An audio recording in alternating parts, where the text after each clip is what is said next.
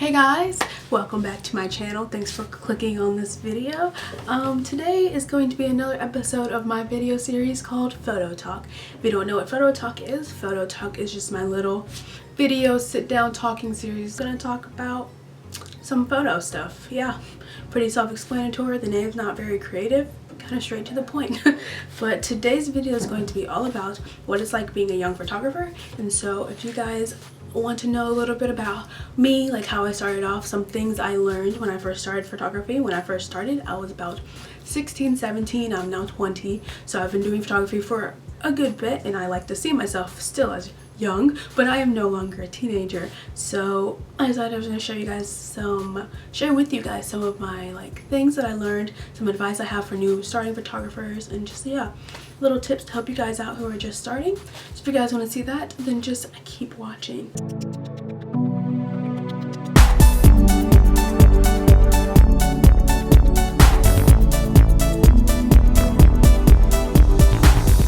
The first thing I will say is one of the things that I kind of had to realize pretty fast when I first started photography is that not everyone is gonna get it. And what I mean by that is not everyone's gonna respect your artistic vision. Not everyone's gonna respect your photos. And I feel like as artists, we are very in tune with our emotions, and we have really strong emotional ties to our work, especially when you're doing very artistic, different types of photography.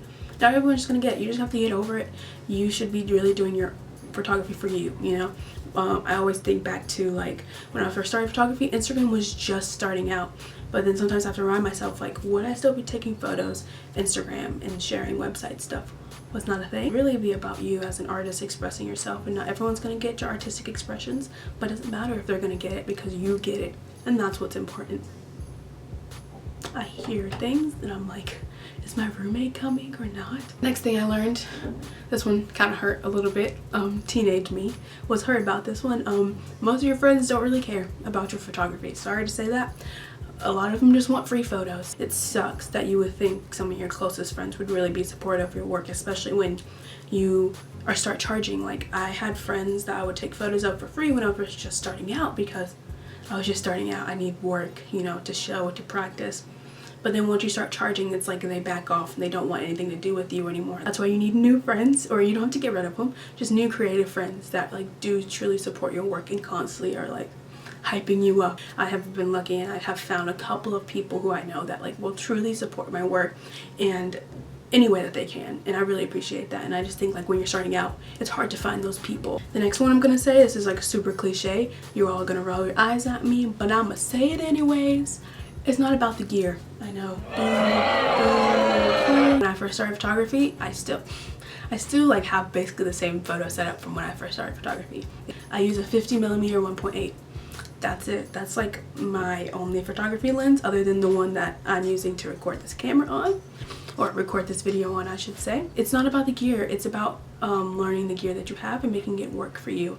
When you start starting out, I remember Googling good cameras for photography beginners. Don't do that. You will be flooded with people's opinions and articles and comparisons and so much stuff, and it's so confusing, it's so stressful. I'm gonna say, do not look too hard into it. Camera gear is great if you know how to use it. There's no point of having a super expensive camera if you're not knowing what you're doing, if you're not using it correctly. You have a Mark IV and Canon 85mm 1.2. I don't even know if they make it a 1.2, but anyway. Okay, so what? You have that. What are you doing with that? What are you creating? What work are you making that makes me stop and look wow, that is a great photo? Or am I just looking yeah, that's a very high quality photo? Difference between high quality photos and great quality photos.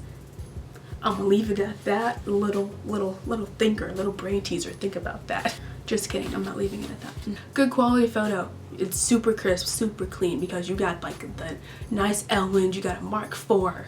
It's a great photo. Great quality, super sharp, clear, blurred background, whatever. Looks great. But I don't feel anything when I'm looking at it. It's just a photo that if I was on Instagram, I'd oh, that looks nice. Scroll, scroll, scroll. We get caught up in the gear so much. I have gear envy for real. I'm not even gonna lie.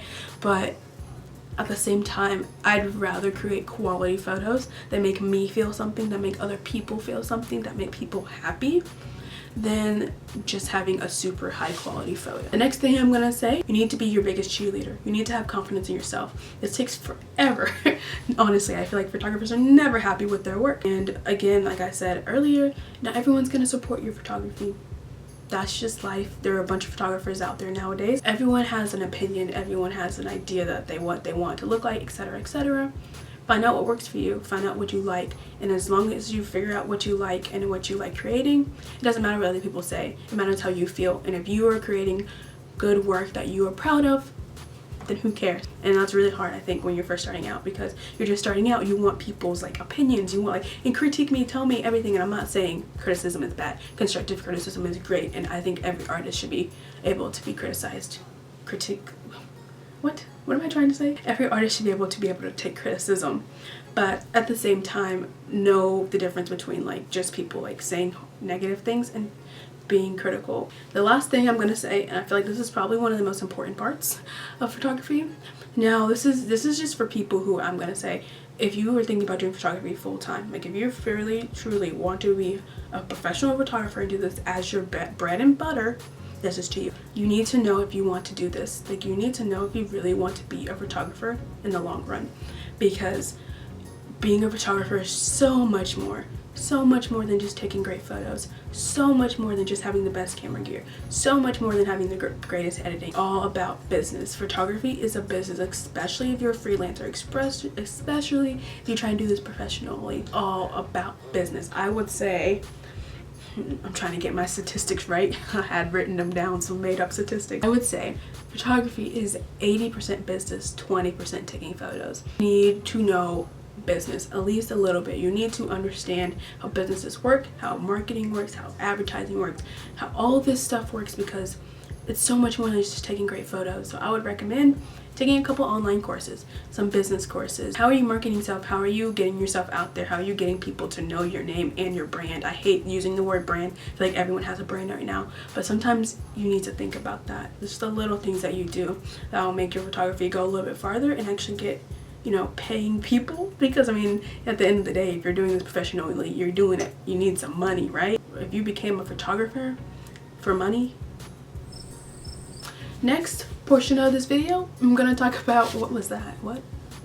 Next portion of this video, I'm going to be talking about some advice that I have for photographers just starting out. So the first thing I would say is that I would definitely recommend getting a mentor, getting another photographer that you can shadow, that you can follow around, that you can even just ask some questions. My mentor, I had one, was very helpful for me, especially on the business side, and I think that's really like the main thing. Like, sure, you can teach me all the techniques and everything, I can learn that myself, but having someone who's already in the photography business giving you guys some like tips about what to do, what they did, what worked for them, what not, and stuff like that, it's very helpful, especially because all this information, all this stuff can be so overwhelming. So it's very helpful to have someone there who's already done it. Or just joining Facebook groups is great as well. Like, asking questions in there is great, and get some advice from other people who've been through it, who are going through it, and stuff like that. Next thing I'm going to say is I'm praying, asking, please value your work. And by that I mean, please take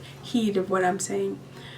Price your work accordingly, okay? I know this is like a very touchy topic for a lot of photographers. They don't like talking about this, and I get it. Like, everyone has their own market, everyone has all this stuff to go in, but at the same time, it breaks my heart when I see photographers with amazing work. They're charging so low prices, and it's like not even the fact that I'm upset that I know photographers say this like stupid fallacy, like, well, when you charge like lower than me, then it devalues the market. No, don't listen to them, that's stupid. Walmart does not get mad at Chanel for selling a $1,000 handbag when Walmart sells them for $10, okay? Different markets, different scenarios. This goes back, I think, to the confidence thing. It brings you more confidence when people are willing to pay for it. People will pay for what they value. Photography is definitely a luxury item. I understand a lot of people cannot afford expensive photography. That's why there are different markets, there are different people who can accommodate to lower prices. And even you can. I have lowered my prices. People who I truly believe that I would love to work with them because they are great people, but they cannot afford my prices. And I get that, because money is hard to come by. I got it. And especially my market sometimes is college students. I get it. We don't got money. I understand. Your girl is broke too. So I will make adjustments, but at the same time, I know my work is valued. I value my work. I know people who are willing to pay for my work. All right, my last tip. Here we go. Drum roll, please. Learn how to be professional. I will go on another rant, y'all. I know social media culture now. We got a roast culture going on. We got the spill the tea culture. We got all this stuff going on. But you need to remember that as a photographer, you represent your business. You represent your brand. You represent your name. You can devalue that in a second. People are more willing and will remember bad things about you than the good things. You need to just sit down with yourself sometimes and be like, when I do this, if I do this, how will this affect my business? What if someone saw this who was going to pay me? What if a modeling agency saw this? What if my boss saw this? You know, any of those people saying it, don't say it. Because we gotta be professional, especially when we're young, we're starting out. People don't respect you from the get-go. They think you're just young and naive and just doing it for fun. No, you need to show up. You need to be professional. You need to be in their face and be like, I know who I am. I know what I'm doing. I'm professional in this profession and you will respect me. Guarantee you they will think twice. But no, seriously, be professional, please. That's like my like one. If you don't get anything out of this video, please be professional. All right, guys, that is my video. I hope these tips were helpful. Sorry, I went into a rant a lot, but I hope what I said was helpful. If you guys like this video, give me a thumbs up, leave me a comment below if you have any video suggestions. But other than that, I thank you guys for watching this episode of Photo Talk, and I'll see you guys next time. Bye.